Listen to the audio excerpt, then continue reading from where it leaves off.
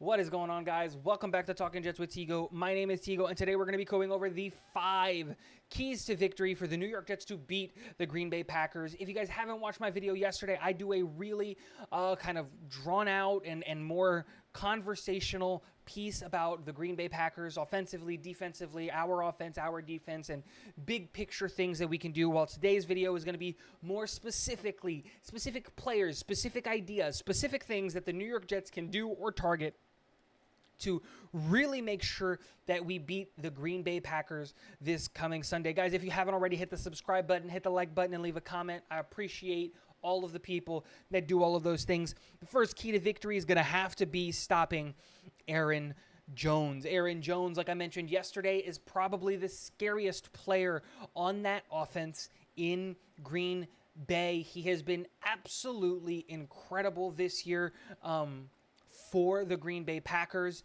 And when we look at the whole, just like I said, the whole thing of what he's been doing and how effective he's considered the 6th best running back according to Pro Football Focus in the NFL right now. And he is just running the ball willy-nilly. He's doing whatever he wants. 132 yards against Chicago, 110 yards against New England. And then you also have to take into consideration that he's not just running the ball, he's also receiving the ball as well, and he's averaging like 20-ish yards per game in the receiving game on top of the like 60-ish yards that he's averaging in the run game.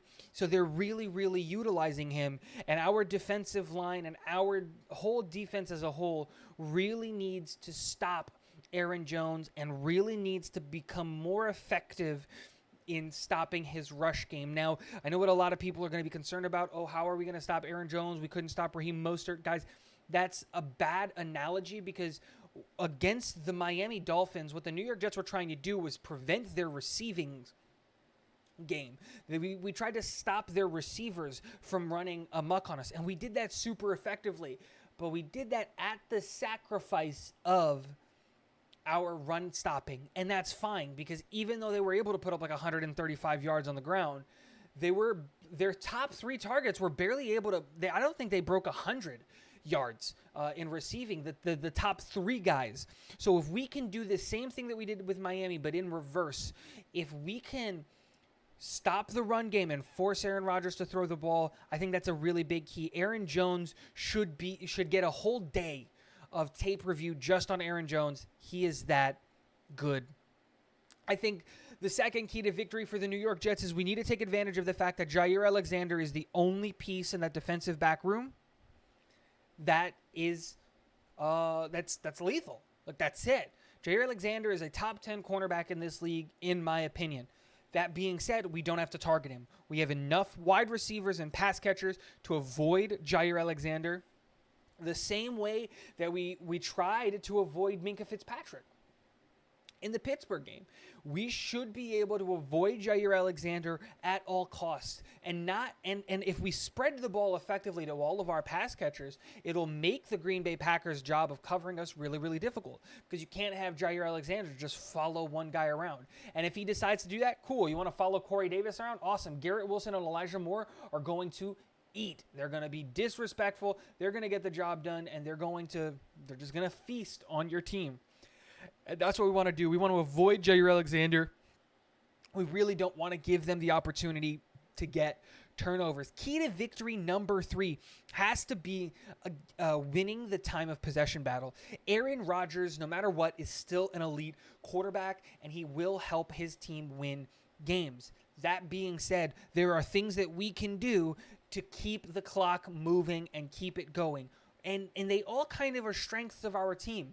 The rushing game. Zach likes to throw the ball between the numbers. So there are things that we can do to keep the clock moving. And if we can hold on to the possession and win the time of possession battle, that's how you win football games. If you have the ball more than the opposing team, you win football games. That's it. That's it.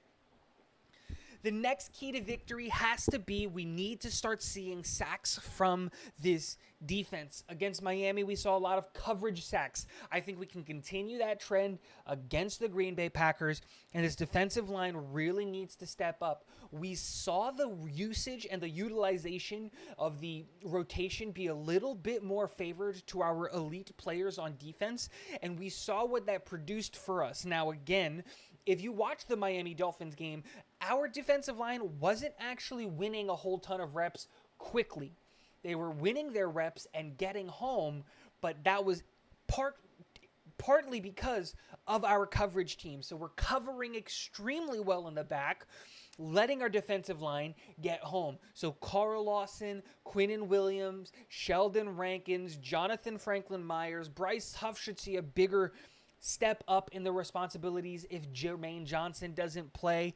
These guys need to get home. They need to create pressure, because if we can frustrate Aaron Rodgers, that's how we win. And the last key to victory, and this is going to keep being a key to victory until it's not a problem, is no more penalties. Last game, we got 3 pass interference calls against us. And now I'm not going to have the conversation of the refs blew that call. Look, I get it.